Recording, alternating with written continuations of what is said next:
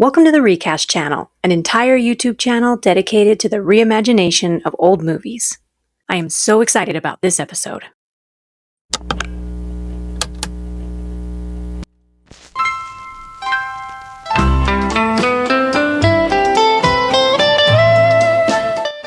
As a kid, I was interested in nearly anything that involved the supernatural, especially ghosts.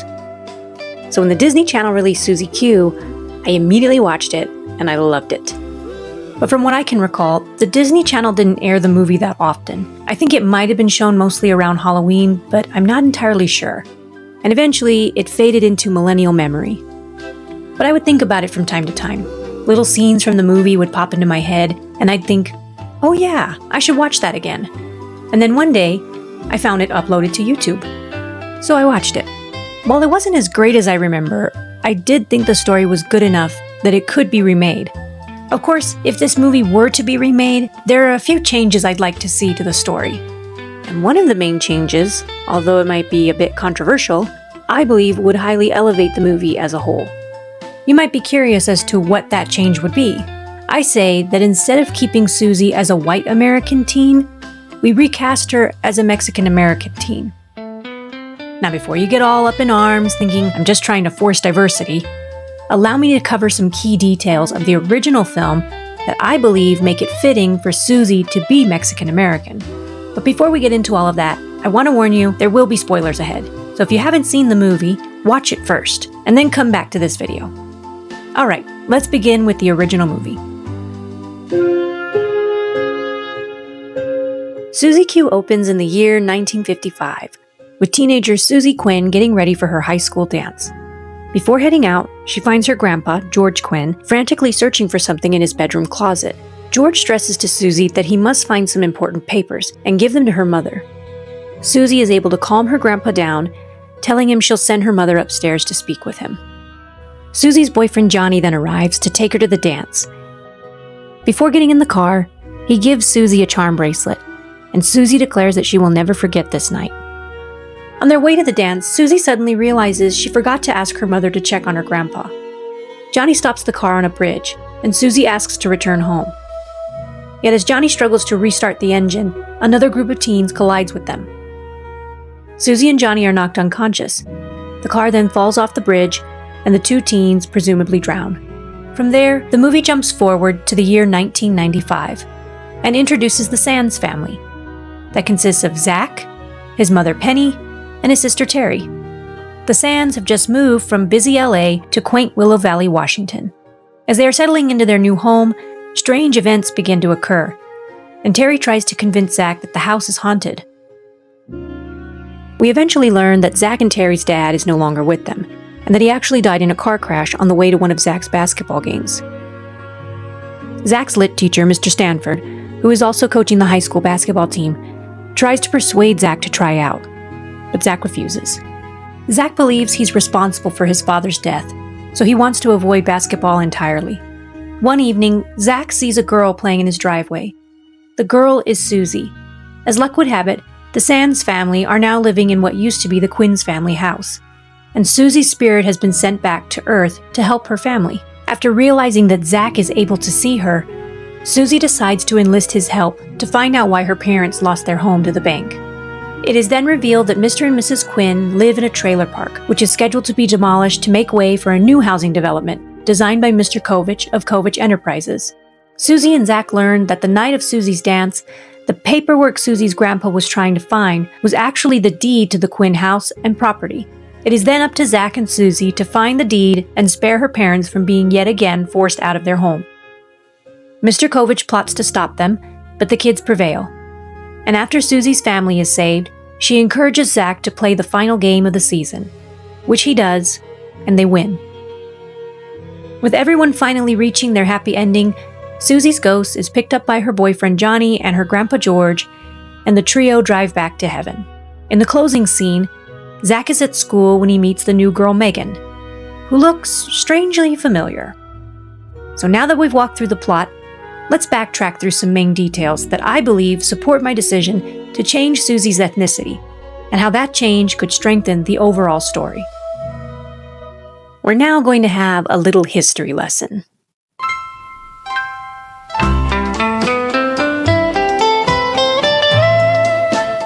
The original Susie Q is set in Willow Valley, Washington, both in 1955 and 1995. The 1950s marked the birth of post-World War II American teen culture. For the first time, teenagers had their own identity with growing music tastes and social spaces with cars standing as the symbol of that newfound freedom. Cruising. The act of driving around town with friends, listening to music, flirting, and showing off your ride became one of the defining pastimes of the decade. In Susie Q, this budding teen culture is prevalent throughout the opening scenes. Susie's boyfriend Johnny pulls up in a gorgeous car. He and Susie sing and dance in the car. Even the teenagers who ultimately crash into them appear to be out cruising themselves. Combined with Susie's iconic pink dress and the opening rock and roll number, the movie immediately establishes Susie as the embodiment of the classic American teenager of the 1950s. But here's the interesting part. While cruising became a nationwide phenomenon, some of its strongest roots were in Mexican-American communities throughout the Southwest and West Coast. Long before mainstream America embraced car culture as a way for teens to socialize, the practice of cruising, customizing cars, and the music that went hand in hand with the cruising lifestyle was already developing in Mexican-American youth as early as the 1920s. These communities would eventually help shape what became known as lowrider culture. But in the 1950s, cars were already central to the social life and cultural identity for Mexican Americans. Now I get that just because cruising culture was already popular among Mexican American teens isn't enough of a reason to make Susie Mexican American. Plenty of white teenagers cruise too. Yet by also taking into consideration the history of where the movie is meant to take place, combined with the atmosphere of cruising culture, we can then start to recognize a stronger argument to change Susie's ethnicity. During the 1940s and the 1950s, Washington experienced one of the largest migrations of Mexican Americans in its history. Thousands of families moved to the state to work in agriculture, laying the foundation for communities that still exist today. Although Mexican Americans were classified as white by the U.S. government and therefore could own property, they still faced widespread discrimination in housing and land ownership. Families were often subjected to racially charged informal practices, which forced them to repeatedly prove ownership of property that was legally theirs. Now think about Susie Q through that historical lens. Susie lives in Washington in 1955. Her grandfather, George Quinn, is desperately searching for the deed to the family home because that document determines whether they can keep their property. For a white family, this is simply a plot device. But if Susie's family were Mexican Americans living in Washington during the 1950s, it becomes something much more historically grounded. George's desperation isn't just about losing a house. It reflects the very real insecurity many Mexican American families experienced while trying to establish permanent homes and communities that often refuse to fully accept them, despite the fact that they helped build those communities. And interesting enough, Susie later even says this about her own father in the original movie. My father gave his life to this town, and now they're just throwing him away like nothing he ever did mattered. So nothing about the plot really has to change. It's just that the emotional stakes simply become deeper. The tension doesn't replace the original story, it strengthens it. Susie still represents the optimism, joy, and freedom associated with being a teenager in the 1950s, but now she also represents a generation of Mexican American youth who weren't simply assimilating into American culture, they were actively helping create it. So rather than looking at it like we're just making this change for the sake of diversity, by changing Susie's ethnicity, we are giving greater weight to the Quinn's family struggle over their home, as well as paying tribute to a community's contributions to American teen culture. Now, let's consider who could play Susie.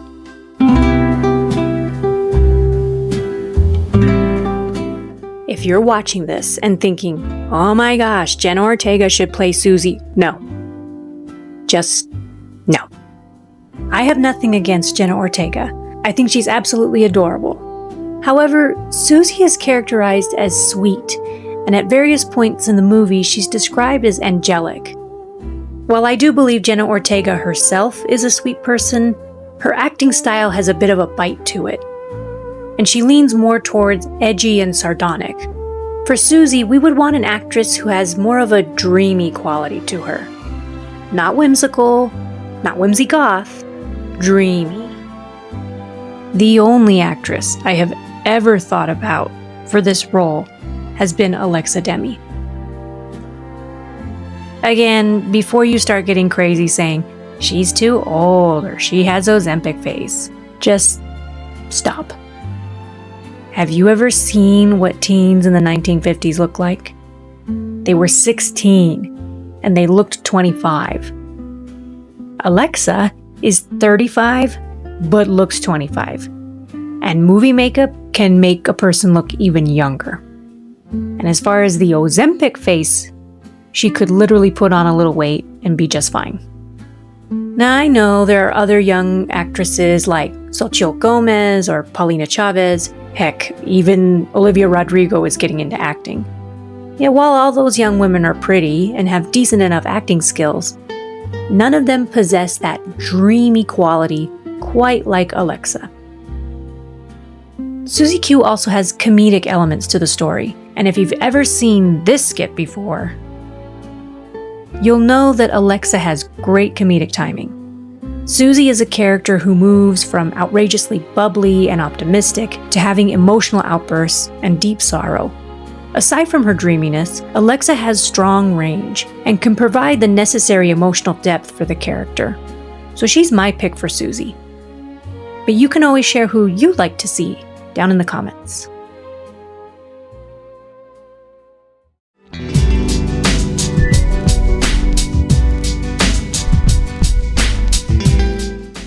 Just as Susie represents the typical teen of the 1950s, Zach could represent the typical teen of the 1990s. Yet just like we would change Susie's ethnicity for the remake, I think we should also change Zach's as well. By the 1990s, Mexican-American identity in Los Angeles was experiencing significant cultural change, especially in the wake of the 1992 LA riots. And just where was the Sands family relocating from again? Oh yeah, LA, in the 90s. Reimagining Susie and her family as Mexican Americans grounds her storyline in the history of the Pacific Northwest of the 1950s. Similarly, by extending that same heritage to Zach, not only does it create a deeper connection between him and Susie, but it also equally grounds Zach's storyline in a natural continuation of a shared history. And just as changing Susie's family's ethnicity heightens the emotional stakes for her situation, the same could be said for the Sands family. The original movie explains that Penny was moving to Washington because of a job opportunity, but she lived in LA, so it's sort of hard to believe there wouldn't be many journalistic opportunities for her there. By adding the family's cultural background along with the passing of their father, the move becomes an act of protecting her children as much as advancing her career. Penny Sands, a recently widowed and now single mother of two, would move her children away from LA because she wants to give her family a fresh start in a quieter community. Penny also wants to give her children a space to grieve the loss of their father without having to also deal with the added tension of racial issues. Most importantly, making Zach Mexican American deepens the film's central metaphor. Rather than simply connecting two teenagers separated by 40 years through car crashes, the story connects two generations of the same cultural experience. Zach and Susie become reflections of one another, not because their lives are identical, but because each represents what it means to be a Mexican-American teenager in their respective eras of drastic social change. Their conversations become a bridge between generations, illustrating how grief, family, identity, and hope evolve over time while remaining fundamentally connected. So let's now consider who we could cast for the Sands family. For Penny Sands, I like either Eva Longoria or Jessica Alba. I believe both could play strong mother figures, and both also have good comedic timing. They both also have a sort of normal mom vibe about them. However, Eva Longoria might be better suited for the part. Not only can she lean into a comedic performance, but I think she'd also be a bit better at portraying grief and sorrow. I'm not saying Jessica Alba couldn't, I just don't know how well she would be able to pull it off. Her performance might come off too soap opera-y. As for Terry Sands, the original movie never says how old she is, but she seems really young. She talks like a baby sometimes, but then is crazy smart. I don't know, her performance always just seemed very weird to me. For Terry, I think it would be okay to age her character up just a bit. Maybe make her closer to Zach's age. And if we did age her up, this is a role I would like to see Xochitl Gomez play. I could totally see her as the tech-savvy, snarky younger sister. Finally, for Zach, he's a bit of a goofy character. But like Susie, he can jump from really happy, optimistic to very sad and guilt-ridden. So we need an actor who can jump between the varying emotions. This was tricky because there are a lot of decent young actors out there. But while many are Latin, not all of them are Mexican American. And I don't want to be one of those dum-dums who casts a Puerto Rican actor as a Mexican character. I hate when Hollywood does that. So after giving it some thought, I like Iñaki Godoy for the part. I know right now he's known for One Piece, but I'll be honest, I don't know anything about that show. I have, however, seen clips of it, and I've also seen Iñaki in a lot of recent interviews. I think he's got good energy, and I think he's also capable of pulling off emotional range just as well as a comedic performance. So there are my choices for the Sands family. Now let's recast a handful of other characters.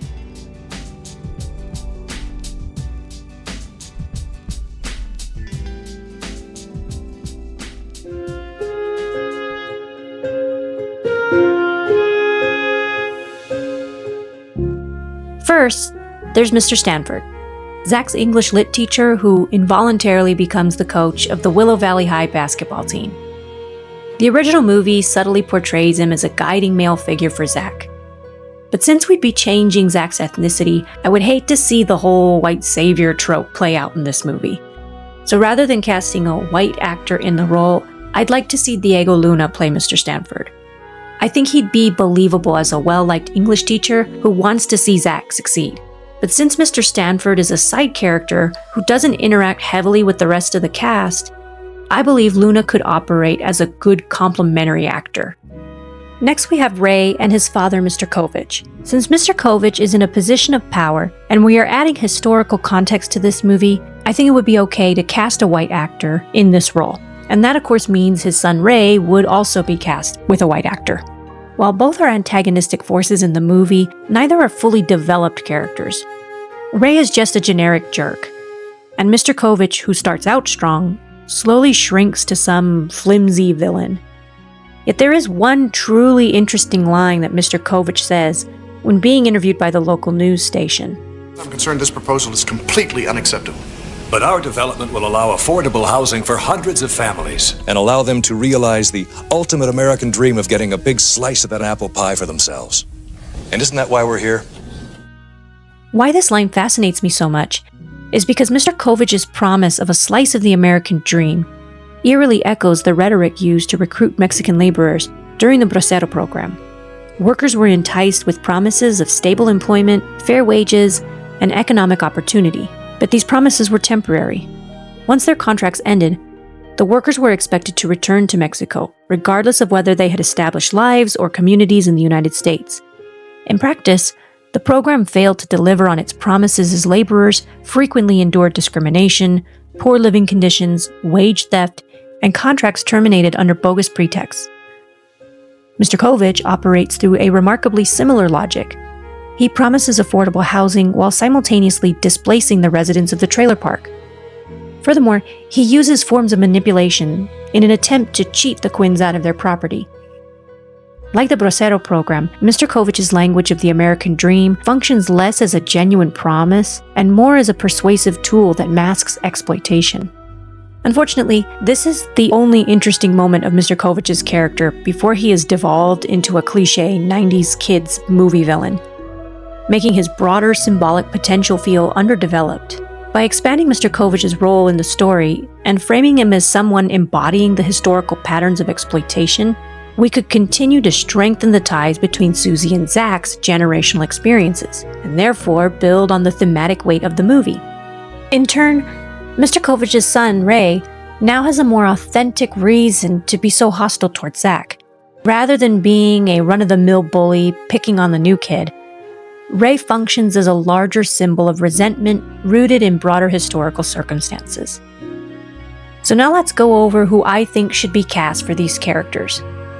For Mr. Kovich, We would want someone who would be casually cruel, a cold, all-business sort of man with a stiff smile and phony niceness. We would want someone we would naturally hate.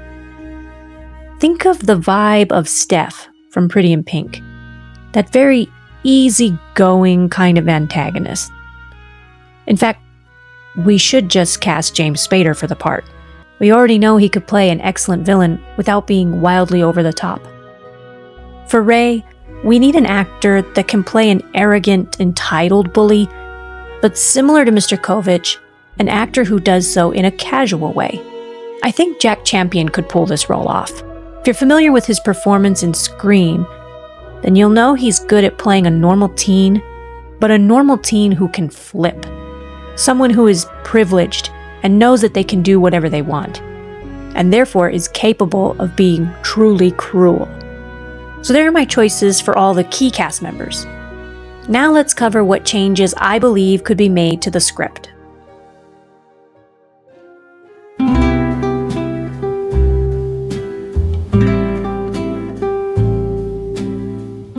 The sequence of events in the original movie overall work really well. That's something I'll definitely give credit to Disney Channel for doing. Their scriptwriters know how to move a plot from point A to point B. My issues aren't so much with the storyline, but rather the perspective the movie takes with the story.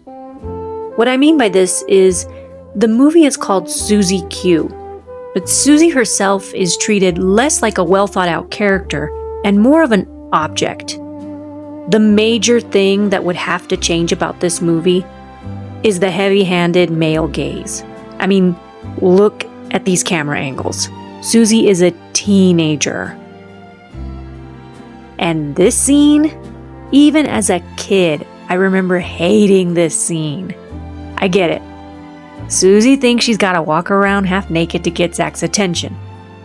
But even if they were trying to play this scene out for laughs, it just feels so misplaced and uncomfortable to watch.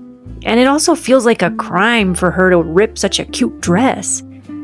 Then, she walks around the rest of the movie in what is essentially her underwear.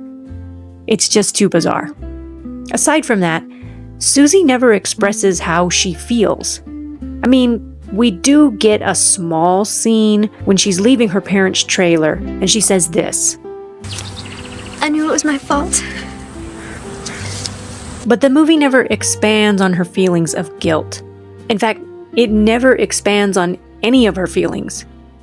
Sure, we get a lot of people describing how they perceived her, but we never get how Susie perceives herself. There's a scene later in the movie when Zach asks Susie what it's like to die. This would be the perfect moment to gain Susie's perspective.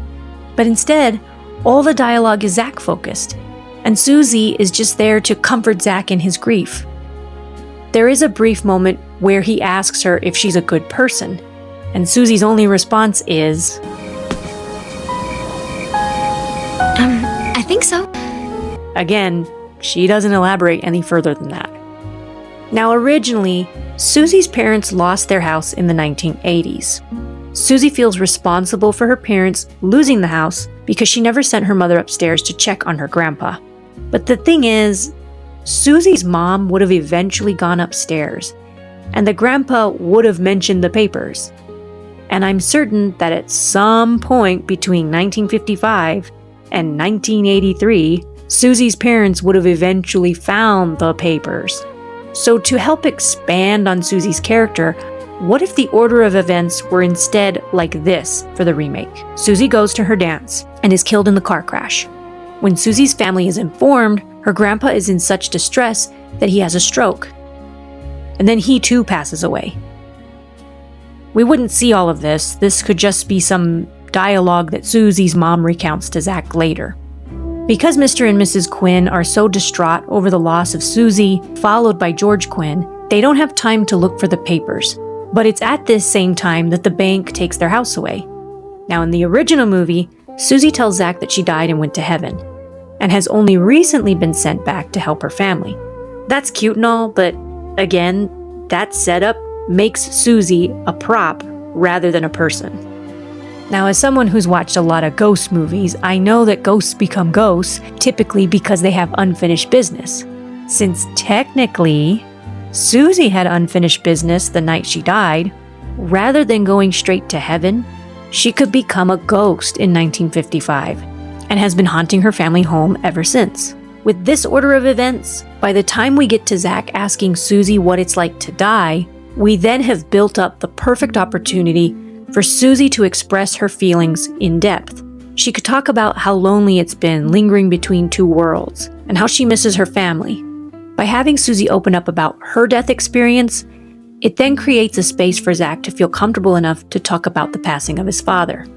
Let's consider the relationship between Kat and Casper in the movie Casper, because I think that film does a really good job in developing the human-ghost relationship. Kat and Casper's relationship isn't one-sided. They both equally share their grief, which helps build their bond throughout the movie. That same framework could be applied to Susie and Zach. Yet in the original Susie Q, the writers had tried to set up a romance between Zach and Susie, and I don't think that works very well. You see, in the beginning of the original movie, Susie says she's in love with Johnny. She literally screams it at one point. Love you too, Susie Q! So instead of trying to throw in some side romance plot like in the original, in the remake, when Susie is talking about what it's been like to be a ghost, she could also express how much she's missed Johnny. By developing Susie's perspective, she and Zach working together to overcome their grief and challenges feels much more emotionally satisfying. And again, Susie feels less like a plot device and more of a fully realized person. The next two major changes should be when Terry and Zach are arrested and the police station scene.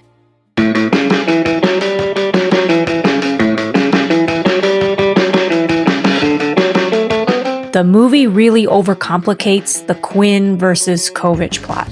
I mean, the whole mortgage and loan information could stay roughly the same, but this excessive zaniness is what I mean by reducing Mr. Kovich to a silly 90s villain. Now, in the original movie, Ray sees Zach hugging what appears to be nothing, because obviously Ray can't see Susie. So he goes home and tells his dad about what he saw, and Mr. Kovich instantly jumps to the conclusion that Zach is meddling in the Quinn property. For a man who initially comes off as very calculated, he sure becomes dumb pretty quickly. Alternatively, Ray could see Zach hugging the air and go home to tell his dad about how weird the new kid is. Mr. Kovich could find it interesting that Zach was visiting the Quinns at their trailer, but he would only chalk it up to Zach being interested to learn about Mr. Quinn's history as a basketball coach. Yet when Mr. Kovich then sees Zach at the bank and chaos ensues involving the Quinn property records, that's when Mr. Kovich could become suspicious of Zach's involvement with the Quinns. From there, Mr. Kovich could still tip off the police to be on the lookout for Zach. In the original movie, Zach and Terry are pulled over and then arrested. Later, Susie busts them out of their jail cell and the kids take off in a cop car. For a brief moment, Susie gets behind the steering wheel of the police car, and right here is where there was a huge missed opportunity. So in the remake, rather than having the kids arrested and taken to a jail cell, what if Susie were to mess with the cop right when the kids are pulled over? Picture this. The police officer could pull Zach and Terry over and have them step out of the car. After some back and forth talk, the officer could put the two kids in the back of the police car. While the kids are detained and the officer is on the phone with Mr. Kovich, Susie could start messing with the vehicle. She could make the siren go off. She could push buttons. She could have the windshield wipers start moving. Terrified by these antics, the officer would then jump out of the car, and once he's out, Susie could get behind the wheel and start to drive. What makes this change special is that, again, Susie comes from an era where fast cars were wildly popular. So how exciting would it be to finally see Susie get behind the wheel and take a joyride, and in a stolen police car no less? And rather than driving them to the news station and giving them some elaborate script for his mom to read and they could expose Mr. Kovich, instead they could head straight to the bank, have a brief final showdown with Mr. Kovich, and then turn in the Quinn's deed just in the nick of time. replacing the jail scene with a car chase scene would still create the classic 90s shenanigans, but without the excessive goofiness and uncomfortable police dialogue tacked on. Well, I have a fully loaded .357 Magnum that could probably cause a lot of damage if fired at a person.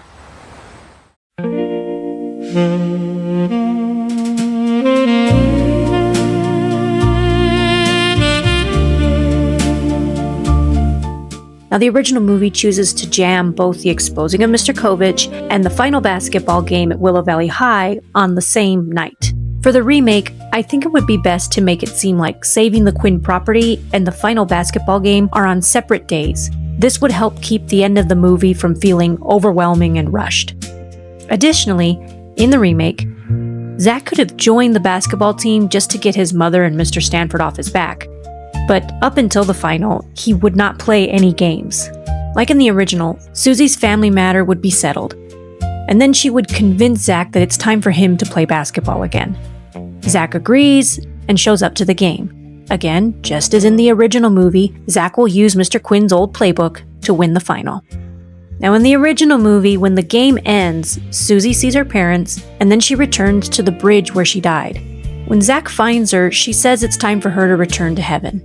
For the remake, I'd like to see a different kind of ending. Susie could still return to the spot of her death, but since she would no longer be an angel sent from heaven, Susie would tell Zach that she's worried she might not cross over.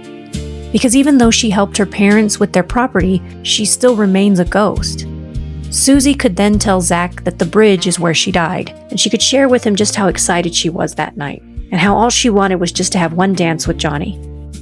That's when it could dawn on Zach that Susie has one last thing left she needs to do before she can cross over.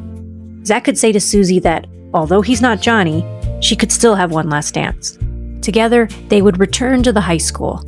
And through movie magic, Zach would produce a cassette player and a mixtape of classic 1950s songs. He'd hit play, and the same song that was playing on the radio the night Susie passed would come floating out of the speakers. Personally, I'd love for the song to be Goodnight Sweetheart by the Spaniels. Susie and Zach could dance to the song. From there, like in the original, Johnny's car could appear, and Susie would be so thrilled that he's finally come to take her to the other side. Rather than flashing forward like in the original, this is where the remake should end. As Susie begins to leave, Zach tells her that if she sees his dad on the other side, to please tell him that he loves him. As Susie gets in Johnny's car, the song begins to play again. The music swells as Zach waves goodbye, and then we fade to black.